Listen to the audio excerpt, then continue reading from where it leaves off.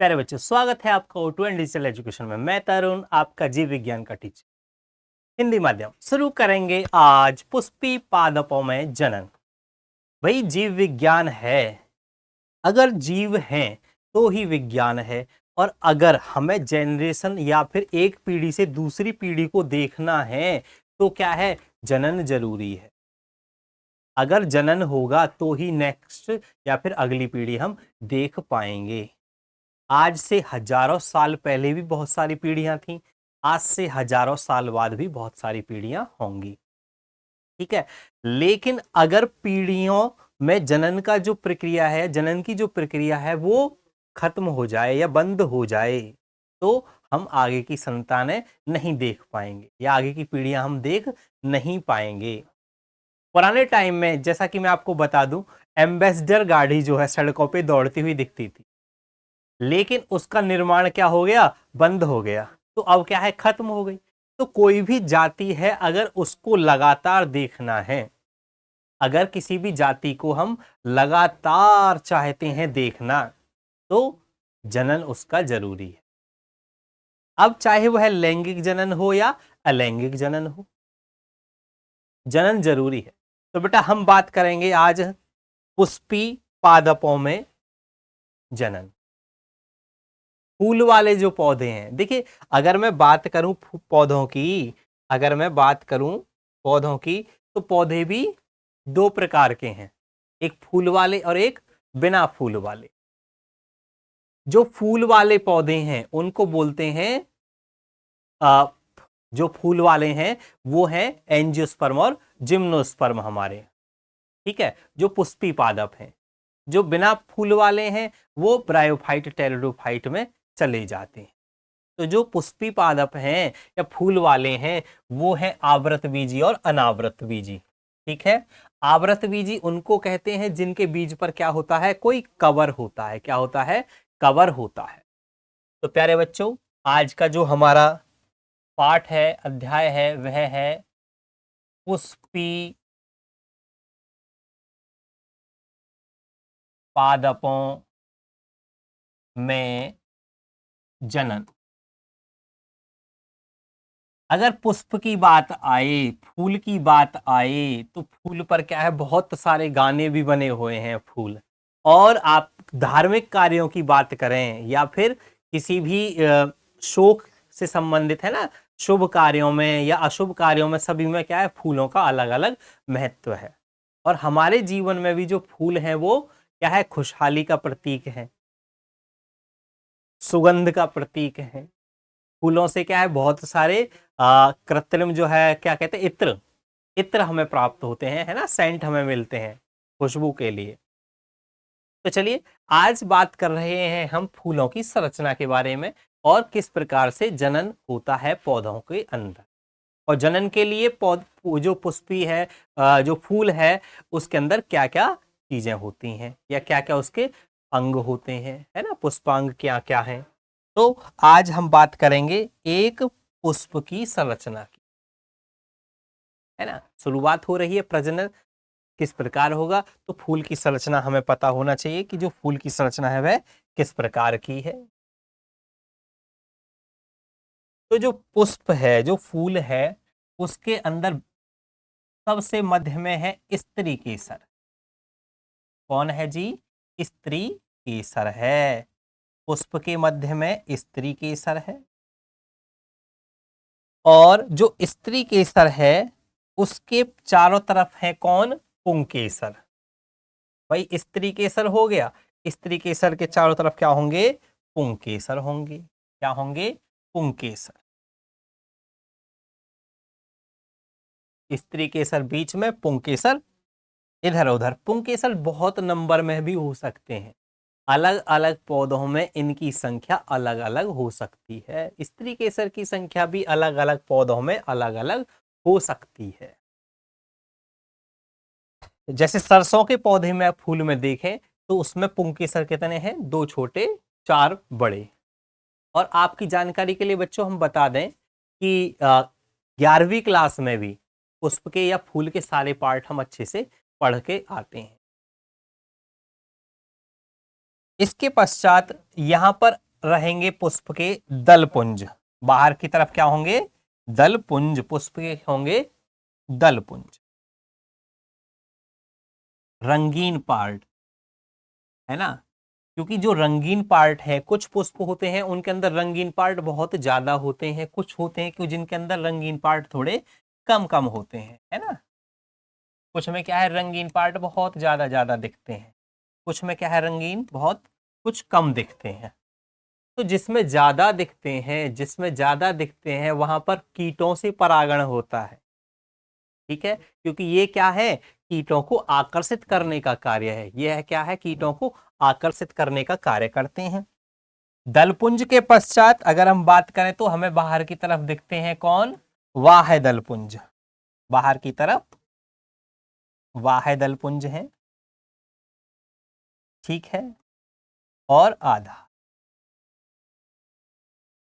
तो एक पुष्प के अंदर इस प्रकार संरचनाएं हमें दिखाई पड़ती हैं। इनकी संख्या भी अलग अलग पौधों में अलग अलग हो सकती है, किसी के अंदर क्या है कम, किसी के अंदर ज्यादा हो सकती है, 5 7, है ना, अलग अलग तरीके से इसकी संख्या अलग अलग हो सकती है ना।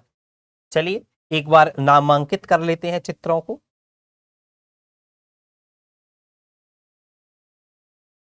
यहां पर अगर हम बात करें तो यह क्या हो गया हमारा, वाह दलपुंज, यह है हमारा वाह दलपुंज, यह है वाह दलपुंज, बच्चों वाह दलपुंज है यह।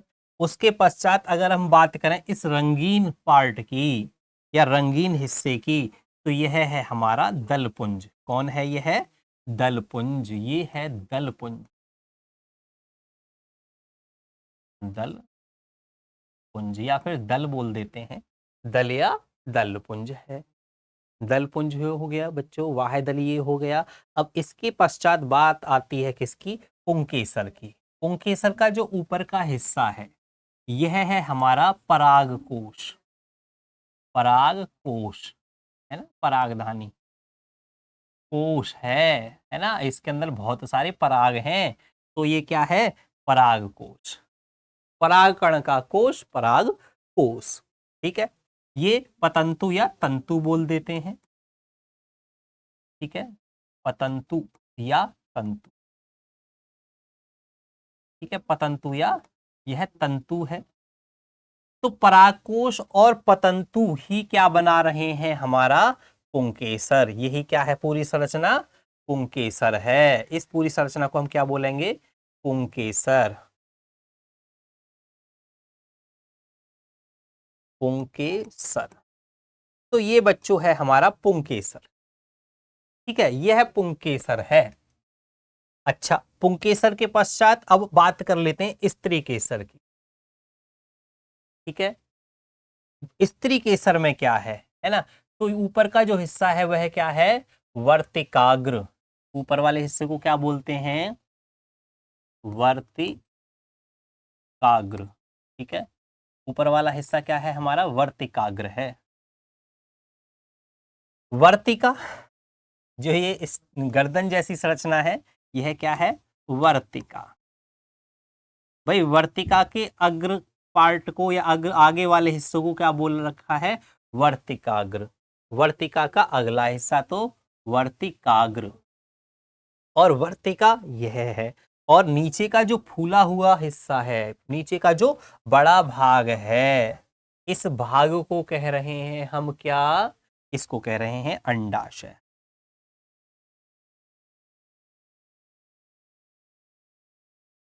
नीचे का हिस्सा क्या है बेटा, अंडाशय है, क्योंकि ये इसी के अंदर क्या होता है, हमारा एग, है ना, जो बीजांड है वो इसी के अंदर होता है ना।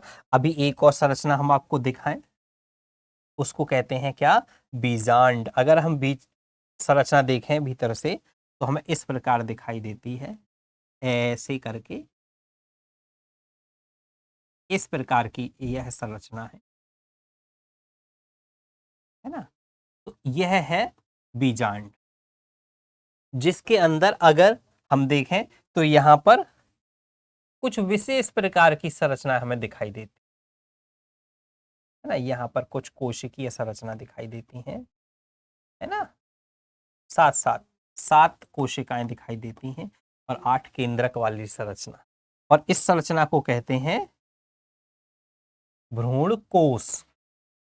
यही संरचना क्या है हमारी बच्चों? भ्रूण कोश है। यही संरचना है हमारी भ्रूण कोश, क्योंकि इसके अंदर हमें मिलते हैं क्या? लेके कई सारी कोशिका, जहां पर क्या होता है? निषेचन होता है। अंड कोशिका वगैरह सभी क्या है? यहीं पर होती हैं। तो बच्चों इसको कह रहे हैं हम क्या? बीजांड। ठीक है, ये है क्या? बीजांड।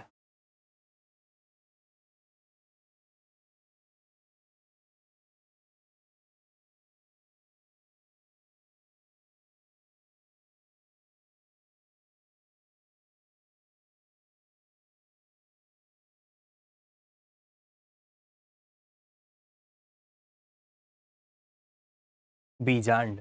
तो बच्चों कई सारी संरचनाएं हैं जिनका निर्माण होता है। तो ये था एक पुष्पी पादप में पुष्प की आकृति। पुष्प की आकृति। अब इस आकृति के द्वारा हम आगे की घटनाओं का अध्ययन करेंगे। अगर हम बच्चों देखें यहां पर, अगर हम देखें यहां पर, तो सर्वप्रथम जो निर्माण होगा, जो सर्वप्रथम निर्माण होगा, वह निर्माण होगा किसका? पुष्प के बाह्य दलपुंज और दल का। उसके पश्चात बच्चों निर्माण होता है अंदर के इन सभी भागों का। ठीक है, यह नरजननांग है। जो परागकोश, तंतु और पुंकेसर है, यह क्या है? हमारा नरजननांग है। यह मादा जननांग है बच्चों। अब इस पराग कोश के अंदर क्या होगा? पराग कणों का निर्माण होगा। किसका निर्माण होगा बच्चों? पराग कणों का निर्माण। यहां से निकलेंगे कौन? पराग कण। और सीधे ये पराग कण उड़कर पहुंचेंगे कहां पर? वर्तिकाग्र पर। लेकिन इससे पहले की क्रिया, इसका निर्माण, इसका निर्माण है ना, यही क्या है इनका? बेटा एक अलग से प्रश्न आता है कि लघु बीजाणु जनन और गुरु बीजाणु जनन क्या है। तो लघु कहते हैं नर के लिए, है ना, जो मेल पार्ट है। तो नर भाग का जो निर्माण हो रहा है वह आता है लघु बीजाणु जनन में, और ये आता है मादा जो है, यह है मादा बीजाणु जनन या गुरु बीजाणु जनन, इसको हम बोलते हैं। तो प्यारे बच्चों ये परागकण आते हैं। अच्छा, अब अगर हम अध्ययन करें तो निषेचन से पहले की जो क्रियाएं हैं, निषेचन से पहले की जो क्रियाएं हैं, वहां पर हम अध्ययन करेंगे कि परागकण जो है किस प्रकार निर्मित हो रहे हैं, परागकोश कैसे बन रहा है। अगर हम देखें इस संरचना को, तो हम ये एक पुंकेसर को की संरचना अगर हम देखें, पुंकेसर, अगर हम पुंकेसर देखें अलग से, फिर स्त्री केसर देखें, तो सभी की संरचना अलग अलग है। यह पुंकेसर है। अब इस पुंकेसर के दोनों भाग क्या है? अलग अलग हैं। ये तो परागकोश और ये पतंतु हो गया। ऐसे ही अगर हम स्त्री केसर देखें, स्त्री केसर को देखें, तो बच्चों स्त्री केसर भी क्या है? अपने आप में एक अलग संरचना है। स्त्री केसर भी अपने आप में क्या है? एक बिल्कुल अलग और सुंदर संरचना है। इस प्रकार से हम बड़ी आसानी से ये बना सकते हैं। स्त्री केसर में भी ये है कि एक स्त्री केसर भी हो सकता है या फिर एक बीजांड पूरा हो सकता है। इसमें अलग अधिक भी हो सकते हैं, है ना। बीजांड भी इसके अंदर अधिक हो सकते हैं या कम ज्यादा हो सकते हैं। इसके भाग हैं वर्तिका, अग्रवर्तिका, अंडाशय, है ना। तो इस प्रकार बड़ी साधारण तरीके से आप सभी इन चित्रों को बना सकते हैं। और यहां से प्रश्न पूछा ही जाता है ना। इस प्रकार से यह है हमारा मादा जननांग हो। ठीक है, यह मादा भाग है, यह पुरुष भाग है ना, पुंकेसर है। ठीक है, नर भाग है।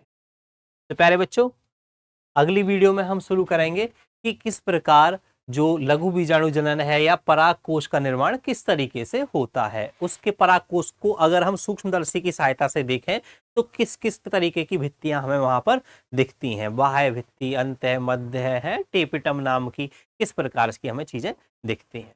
तो बच्चों चैनल को सब्सक्राइब कीजिएगा, लाइक कीजिएगा और लगे रहिएगा हमारे साथ। धन्यवाद।